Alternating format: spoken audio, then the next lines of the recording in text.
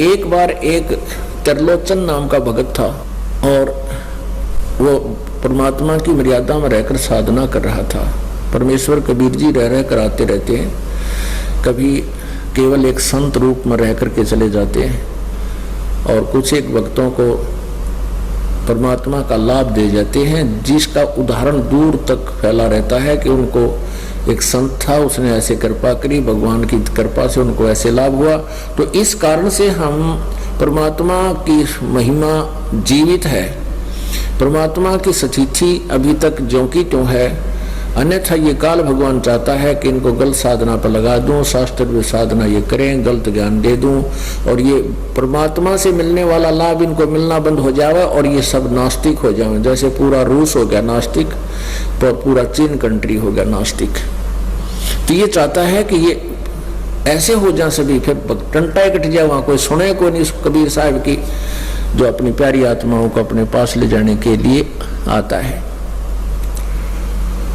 तो त्रिलोचन भगत के ने परमात्मा की शरण ली, नाम लिया और उनके बताए अनुसार साधना करते रहे। वृद्ध हो गए और उनके एक नौकर था, कुछ जमीन थी और थोड़ी बहुत जमीन थी, उससे गुजारा हो रहा था। और एक नौकर था, उसका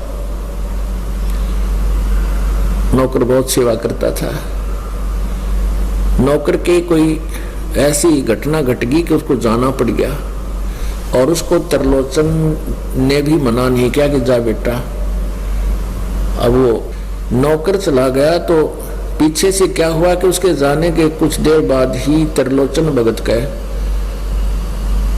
दस्त लग गए, डिसेंट्री होगी और इतना वीक हो गया, उठा जाना बैठा जाना, पानी भी नहीं पी सके। तो बड़ा दुखी हुआ, परमात्मा को याद किया, प्रभु या कौन बनी, वो बच्चा भी चला गया। तो प्रभु ने क्या किया, उसके नौकर का रूप धारण किया और वहां आ खड़ा हुआ। तो उसने पूछा कि बेटा गया नहीं तू? अक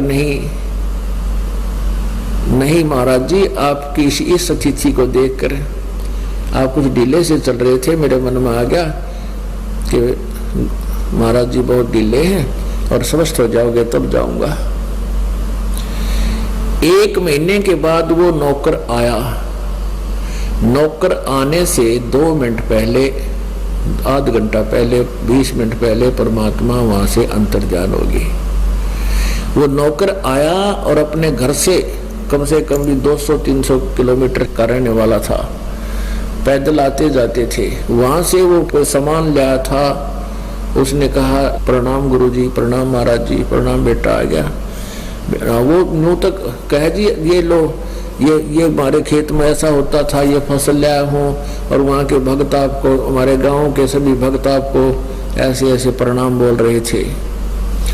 और त्रिलोचन उसके मुंह की तरफ देख रहा है, ये बोल क्या रहा है भाई, क्या बता रहा है बेटा, कौन है, किसके बारे में बोल रहा है तू, क्या कह रहा है, कहाँ से आया, क्या बात होगी? जी मैं वहाँ से आया हूँ, अपने गाँव से आज, और ये सामान लाया हूँ आपके लिए, वहाँ के भक्तों ने ऐसे ऐसे दिया है, प्रणाम किया है, और ये मैं अपने घर से लाया हूँ ये आपके लिए। और गुरुजी ऐसे ऐसे रास्ते में बड़ी दिक्कत आई, एक जगह तो ऐसे था। वो कह रहा है भले आदमी तू बोल क्या रहा है, तू सच्ची बता, क्या कह रहा है तू यही नहीं था मेरे पास? अगर नहीं गुरुजी मैं तब आ रहा हूँ। तो कुछ पीछे से भगत भी आगे, वो खेतों में काम कर रहे थे और उन्होंने बताया जी आपका भगत हमने देखा था, ताइवान लग रहा था। तो त्रिलोचन ने कहा कि भाई यहाँ वो कौन था? ओए होए रे भगत त्रिलोचन, वो कहता तू मेरी सेवा कर रहा था यहाँ पर, तने मेरी टट्टी ठाठा कर डाली, मेरे हाथ तक धोए और बेटा रोटी बनाया करता। नहीं गुरुजी मैं तो आज आया हूँ, मैं तो आज आया हूँ स्वामी जी, और ये सामान लाया हूँ वहां से। तब रोया वो टक्कर मार कर त्रिलोचन, हे परमात्मा इस पापी पर इतनी कृपा आपकी कि आपने आकर के इस दास के अतिसार भी उठाकर डाले, टट्टी भी उठाकर डाली, कपड़े धोए, रोटी पोई, खाना खिलाया। तो परमात्मा कहते हैं यदि आप जी सच्चे दिल से, देखो भक्ति तो सभी करते हैं, बच्चे स्कूल में सभी पढ़ा करते हैं और सभी विद्यार्थी होते हैं, कुछ एक बच्चे इंटेलिजेंट होते हैं, अच्छी मेरिट से पास होते हैं तो अच्छे ऑफिसर बनते हैं, तो उनको ही विशेष लाभ मिलता है। तो ऐसे ही कुछ फेल भी हो जाते हैं। तो पुण्यात्माओं, आप ही में से आप सच्चे दिल से सच्ची साधना, जैसे दास बताता है, मर्यादा में रहते हुए करो और फिर देखना परमात्मा की लीला है। भगवान वही है, किसी चीज में कोई परिवर्तन नहीं हुआ है।